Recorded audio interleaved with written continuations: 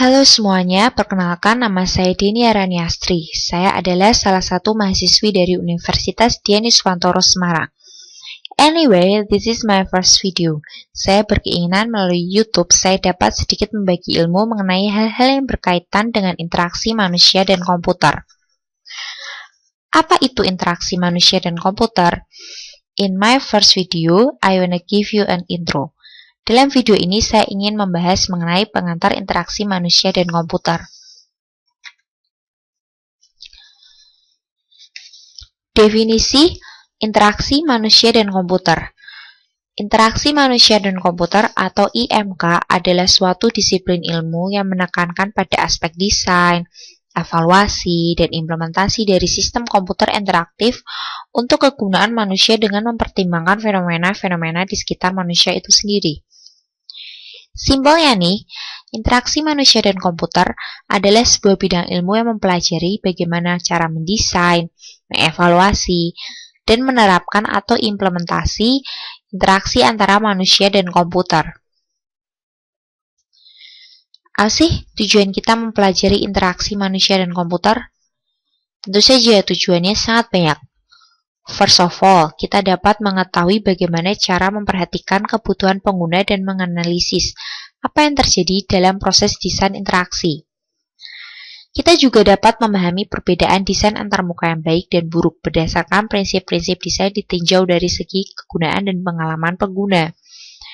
Kita diharapkan dapat menerapkan berbagai teknik desain interaksi.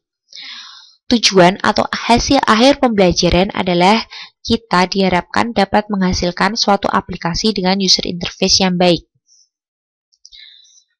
User interface yang baik tentu akan menghasilkan suatu aplikasi yang user-friendly.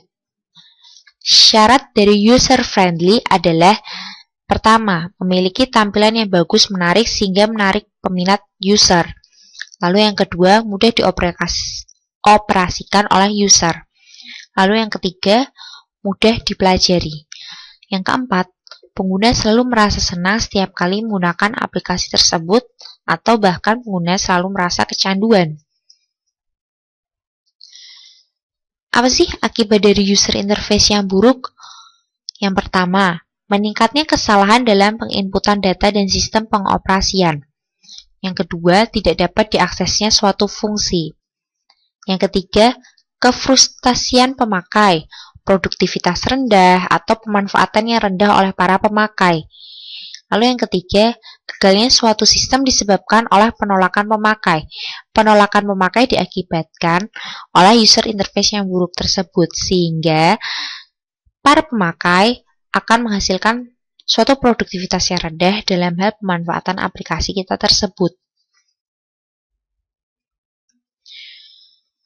Interaksi manusia dan komputer tidak mudah untuk dipelajari, karena dengan kita mempelajari interaksi manusia dan komputer, otomatis kita akan mempelajari disiplin-disiplin ilmu yang terdapat di dalamnya.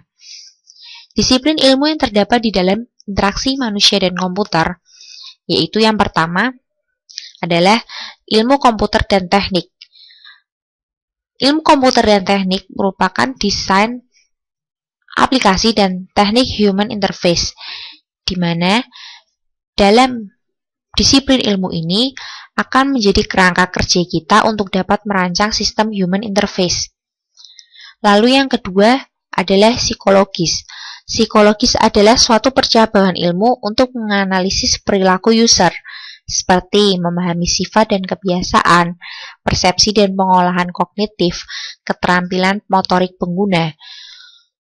Lalu yang